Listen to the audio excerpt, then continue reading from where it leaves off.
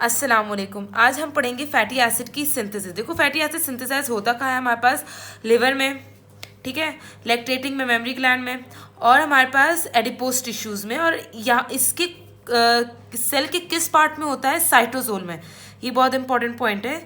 तो fatty acid की synthesis कहाँ होती है, साइटोसोल में। अच्छा, फैटी एसिड की रिक्वायरमेंट क्या है कि भाई किन चीज़ों से बनता है।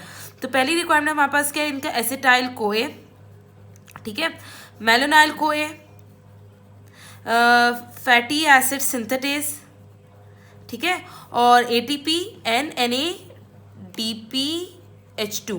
अब देखो हमारे पास एसिटाइल कोई आता कहाँ से, एसिटाइल कोई हमारे पास बनता है पायरुविक एसिड से। अब हमें पता है पायरुविक एसिड कहाँ पर होता है, माइटोकॉन्ड्रिया में। तो पायरुविक एसिड की क्या होती है, ऑक्सीडेशन होती है, ठीक है, in the presence of enzyme pyruvate dehydrogenase. अब हमें पता है कि देखो ऑक्सीडेशन हो रही है, तो ऑक्सीडेशन के लिए हम एंजाइम डीहाइड्रोजिनेज यूज करते हैं, और जो सबस्ट्रेट होता है उसके हिसाब से हम एंजाइम का नाम रखते हैं, तो पायरुवेट डीहाइड्रोजिनेज, ठीक है, डीहाइड्रोजिनेज। अब उससे हमारे पास क्या बना, एसिटाइल को ए बन गया, ठीक है। अब ये जो एसिटाइल को ए है, ये हमारे पास बना है माइटोकॉन्ड्रिया में। अब हमारे पास क्या होता है कि माइटोकॉन्ड्रिया की जो मेम्ब्रेन होती है ना, उसको ये जो को ए होता है, ये उसको क्रॉस नहीं कर सकता, एसिटाइल कर सकता है। तो अब हम क्या करते हैं, ऑब्वियसली हम इसको अलग अलग तो नहीं कर सकते, तो पहले हम इसको क्या करते हैं, कन्वर्ट करते हैं इसको सिट्रेट में, ठीक है। सिट्रेट में किस तरीके से कन्वर्ट करते हैं, in the presence of citrate synthetase, ठीक है।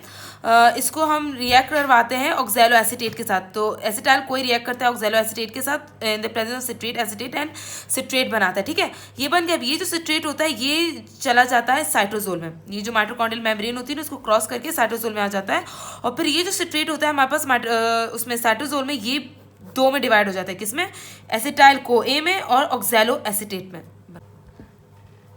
अच्छा, हमने क्या कहते हैं, इसकी दूसरी रिक्वायरमेंट क्या है, पहली रिक्वायरमेंट थी एसिटाइल कोई, दूसरी रिक्वायरमेंट क्या है, मेलोनाइल कोई। अब मेलोनाइल कोई हमारे पास कहाँ से आता है, ये जो एसिटाइल कोई बना है ना, जो साइटोसोल में आई, ये क्या करता है, इसकी हमारे पास कार्बोक्सिलेशन होती है। देखो हमारे पास कार्बोक्सिलेशन में मैंने क्या भी बताया कि भाई कार्बोक्सिलेशन के लिए वही कार्बोक्सिलेज एंजाइम होगा, और एसिटाइल कोए कार्बोक्सिलेज, ठीक है, एसिटाइल कोए कार्बोक्सिलेज। अच्छा, कार्बोक्सिलेशन की रिक्वायरमेंट क्या है, A B C। ए क्या है, ATP, बी क्या है, बायोटिन, ये बहुत इंपॉर्टेंट है कि बायोटिन इसका कोई एंजाइम, ठीक है, और सी क्या है हमारे पास, कार्बन डाइऑक्साइड, ठीक है। अब हमारे पास क्या होगा, एसिटाइल कोई की कार्बोक्सिलेशन होगी, तो हमारे पास बनेगा मेलेनाइल को ए, ठीक है। अब मेलेनाइल कोए बन गया। अब तीसरी हमारे पास कौन सी चीज़ थी, fatty acid synthetase. Fatty acid synthetase का भाई क्या सीन है, फैटी एसिड सिंथेसिस हमारे पास डायमेरिक स्ट्रक्चर है, ठीक है। डायमेरिक मतलब इसके दो डोमेन्स है। दो डोमेन्स कौन कौन से, एक है 6 एंजाइम का कॉम्प्लेक्स, ठीक है, और एक होता है हमारे पास यहाँ पे 4-फॉस्फोपेंटेथीन। 4-फॉस्फोपेंटेथीन को हम ACP सिंथेटेज भी कहते हैं।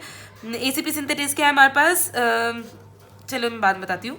अच्छा, 4-फॉस्फोपेंटेथीन, 4-फॉस्फोपेंटेथीन। अब हमारे पास क्या होता है कि अच्छा, इसमें इंपॉर्टेंट चीज़ क्या है कि भाई हमारे पास प्रोकैरियोट और यूकैरियोट का जो फैटी एसिड सिंथेसिस उसका डिफरेंस क्या है। पहले जो हमारे पास यूकैरियोट है उसमें ये होता है कि ये दोनों जो डोमेन्स है ना, ये एक साथ काम कर रहे हैं, ठीक है। बट जो प्रोकैरियोट्स हैं वो अलग अलग काम कर रहे होते हैं, लाइक ये एज अ इंडिपेंडेंट चीज़ काम कर रहा है और ये एज अ इंडिपेंडेंट चीज़ काम कर रहे हैं, बट जबकि प्रोकैरियोट में ये दोनों एक साथ काम कर रहे होते हैं, ठीक है। अच्छा, अभी हमने क्या पढ़ा, फैटी एसिड सिंथेसिस के दो डोमेन्स हैं। तो उसका जो एक डोमेन होता है ना, जो 6 एंजाइम कॉम्प्लेक्स था ये वाला, ठीक है, ये हमारे पास इस पूरे साइकिल में जो फैटी एसिड सिंथेसाइज हो रहा है उसमें एज ए एंजाइम ही काम कर रहा होता है, और इसका जो फॉस्फोपेंटेथीन या जो ACP कैरियर था वो हमारे पास यहाँ पर ये जो शोर है ना ग्रीन ग्रीन से, ये वो है, ठीक है। अब सबसे पहले हमारे पास क्या होता है कि इसका ये जो हमारे पास 4-फॉस्फोपेंटेथीन या जो ACP सिंथेटेज है, ये हमारे पास रिएक्ट करता है एसिटाइल कोए के साथ। एसिटाइल कोए का जो हमारे पास यहाँ पे जो एसिटाइल जो ग्रुप होता है ना, वो ACP के थायोल के साथ आके लग जाता है, ठीक है। ये देखो ये आके लग गया। फिर क्या होता है कि ये कहता है कि भाई ये मुझे दे दो, ठीक है। ऊपर जो सिस्टीन जो होता है वो कहता है भाई मेरे पास कुछ भी नहीं, ये मुझे दे दो। तो ये जो दो एसिटाइल ग्रुप होता है ये ऊपर सिस्टीन के पास चला जाता है। फिर क्या होता है, ACP खाली रहता है, ACP कहता है मैं खा रही हूँ, तो ये क्या कहता है, ये मेलोनाइल कोए को कहता है कि भाई तुम अपना मेलोनाइल ग्रुप जो है वो मुझे दे दो। तो अब ये मेलोनाइल कोए का जो मेलोनाइल ग्रुप होता है वो इसके पास आ जाता है, ACP के पास, ठीक है। अब ACP के पास क्या है, हमारे पास मेलोनाइल ग्रुप है, और ऊपर सिस्टीन के पास एसिटाइल ग्रुप है, ठीक है। अब हमारे पास क्या होगा कि ये जो ACP है ये बहुत टाइप ऑफ सेल्फिश है, वो उसको कहते हैं कि भाई तुम्हारे पास अब ये मुझे ये भी चाहिए और मुझे वो भी चाहिए, तो ये इससे ना लड़ने लग जाता है और इससे ये लेने लगता है। अब ऑब्वियस जब लड़ाई होती है तो कुछ ज़ाया होता है और कुछ आ जाता है आपके पास, तो इसी में ये होता है कि इसका जो ऊपर जो एसिटाइल था 2 कार्बन थे ना, उसका 1 कार्बन तो कार्बन डाइऑक्साइड के चक्कर में निकल जाता है और दूसरे इसके पास ही आ जाता है, ठीक है। अब ये देखो, अब हमारे पास ACP के पास क्या होगा कि हमारे पास टोटल ACP के पास हमारे पास 3 कार्बन हो जाएंगे। पहले 3 थे, अब हमारे पास इसके बाद टोटल 4 हो जाएंगे, ठीक है। अब हमारे पास क्या होगा कि भाई हमारे पास देखो यहाँ पे 2 कार्बोनाइल ग्रुप आ गया हमारे पास।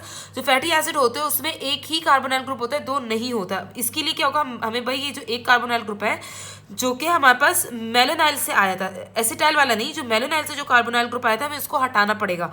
अब वो कैसे हटेगा, पहले हम इसकी रिडक्शन करेंगे। रिडक्शन होगी थ्रू NADPH2। हम मैंने पीछे बताया था ना रिक्वायरमेंट क्या थी, NADPH2 की रिक्वायरमेंट थी, ठीक है। NADPH2 की रिक्वायरमेंट थी, वो यही रहा। यहाँ पे इसकी रिक्वायरमेंट अब पूरी हो रही है, बाद में बताऊंगी कि वो कहाँ से आता है। पहले ये समझ लो कि यहाँ पे इसके जो 2 हाइड्रोजन होते हैं, एक हमारे पास क्या होता है, एक इस ये देखो ना, इन दोनों के बीच में डबल बॉन्ड है ना, तो एक हाइड्रोजन जो होता है ये इस O के पास आके लग जाता है और एक हाइड्रोजन जो होता है वो हमारे पास इस कार्बन के पास आके लग जाता है। तो होता क्या कि यहाँ पे ये हाइड्रोक्सिल ग्रुप आ गया और ये कार्बन इसके साथ ये हाइड्रोजन लग गया। अब ये तो भाई खत्म हो गया, बट अब हमें ये भी पता है कि भाई फैटी एसिड में हाइड्रोक्सिल ग्रुप नहीं होता। अब इसको हमें हटाना पड़ेगा। अब इसको हम कैसे हटाते हैं, इसको हम हटाते हैं भाई डीहाइड्रोजनेशन। हाइड्रोक्सिल ग्रुप को हम हटाते हैं, ये हमारे पास क्या हुआ, डीहाइड्रोजनेशन होगी, वाटर निकल गया, ठीक है। अब ये जब डीहाइड्रोजनेशन हो गई, यहाँ पे क्या हुआ कि इसका OH निकला और इस वाले कार्बन का हमारे पास ये जो कार्बन 2 है, या हम इसको अल्फा कार्बन भी कह सकते हैं क्योंकि ये कार्बोनाइल या जो हमारे पास फंक्शनल ग्रुप है उसके साथ लगा हुआ है, उसके साथ इसका एक हाइड्रोजन और ये OH कंबाइन है, तो कार्बन जो डबल बॉन्ड है वो इन दोनों के बीच में आ गया, ये देखो आ गया, ठीक है।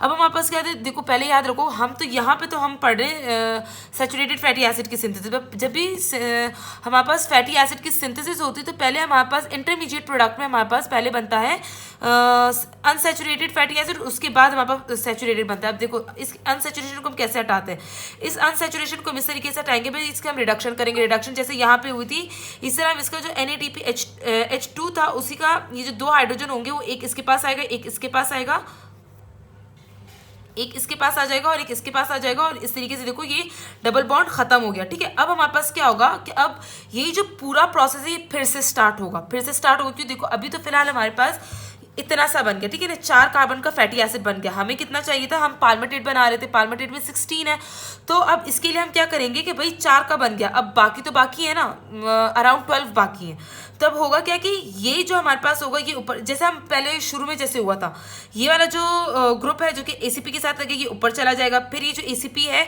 ये हमारे पास मेलोनाइल CoA के साथ रिएक्ट करेगा, ठीक है। रिएक्ट किया फिर यही होगा कि भाई ये जो ACP है ये ऊपर जो सिस्टीन के पास लगा हुआ था उसको बोलेगा भाई ये मुझे दे दो, ठीक है। देखो अभी हमने ये बात की ना कि अब ये जो होगा जैसे ऊपर हुआ था कि ये जो 4 कार्बन है ये ऊपर सिस्टीन के थायल के पास चला जाएगा, ठीक है, ये आ गया। अब क्या होगा कि ये जो ACP है ये रिएक्ट करेगा वही सेम मेलोनाइल CoA के साथ, मेलोनाइल CoA का मेलोनाइल वाला ग्रुप ले लेगा, ठीक है। फिर ये ACP इसको बोलेगा भाई मुझे ये दे दो। अब होगा क्या कि भाई चीना चपटी में होगा क्या कि एक कार्बन निकल जाएगा और बाकी इसके 3 कार्बन जो होंगे वो इसके पास ही आ जाएंगे, ठीक है, ये आ गया।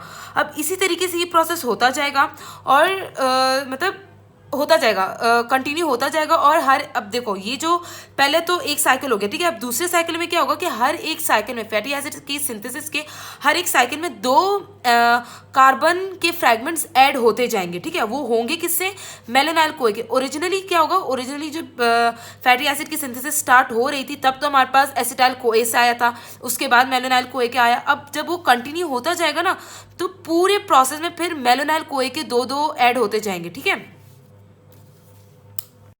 अब देखो अब हमने तो ये पढ़ लिया कि भाई फैटी एसिड कैसे सिंथेसाइज हो रहा है, ठीक है। अब हम ये पढ़ेंगे भाई इसकी एलोंगेशन कैसे होती है।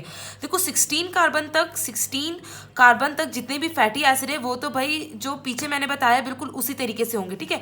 बट अब अगर 16 कार्बन से फैटी एसिड बढ़ रहा है फिर वो क्या होगा, फिर वो स्मूथ एंडोप्लाज्मिक रेटिकुलम में चला जाएगा। किस में चला जाएगा, स्मूथ एंडोप्लाज्मिक रेटिकुलम, मतलब जो एलोंगेशन है वो हमारे पास स्मूथ एंडोप्लाज्मिक रेटिकुलम में होती है। और यहाँ पे क्या होगा कि भाई वही जो ये यहाँ पे भी ये होगा कि एडिशनल 2 कार्बन ही ऐड होंगे, किससे ऐड होंगे, मेलोनाइल CoA से, ठीक है। और इसमें रिड्यूसिंग एजेंट कौन होगा, वही NADP H2 होगा, ठीक है। और बट इसमें क्या होगा कि पीछे तो हमारे पास फैटी एसिड सिंथेटेज के जो एंजाइम था, जो एंजाइम वाला पार्ट था, वो यूज़ हो रहा था, बट यहाँ पे वो यूज़ नहीं होगा, यहाँ पे कुछ एडिशनल एंजाइम्स यूज़ होंगे, ठीक है। अच्छा देखो, अब यहाँ पे मैंने पहले ही लिख दिया क्योंकि यहाँ पे थोड़ी रटने वाली चीज़ें। देखो अब फैटी एसिड की डीसैचुरेशन, डीसैचुरेशन मतलब सैचुरेटेड था पहले, हमने वो जो सिंगल बॉन्ड थे उसमें, अब हमें उसमें डीसैचुरेशन करनी है, मतलब डबल बॉन्ड को ऐड करना है। अब वो कैसे होगा कि भाई वो होगा in the presence of enzyme fatty acid को डीसैचुरेशन होगा कहाँ पे, वही स्मूथ एंडोप्लाज्मिक रेटिकुलम में। रिक्वायरमेंट इसकी क्या है, ये इंपॉर्टेंट चीज़ें याद करने वाली। O2 NADH cytochrome B5 flavin adenine dinucleotide linked reductase, ठीक है।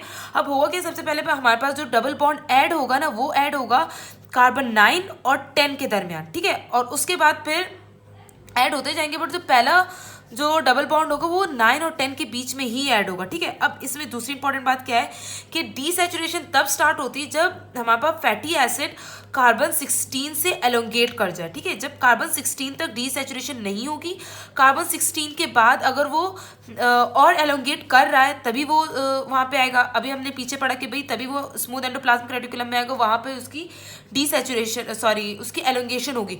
उसी के दौरान इसकी क्या होगी, डीसैचुरेशन भी उसी टाइम होगी, ठीक है। चलो यहाँ पे आज हमारा टॉपिक खत्म होता है फैटी एसिड सिंथेसिस का।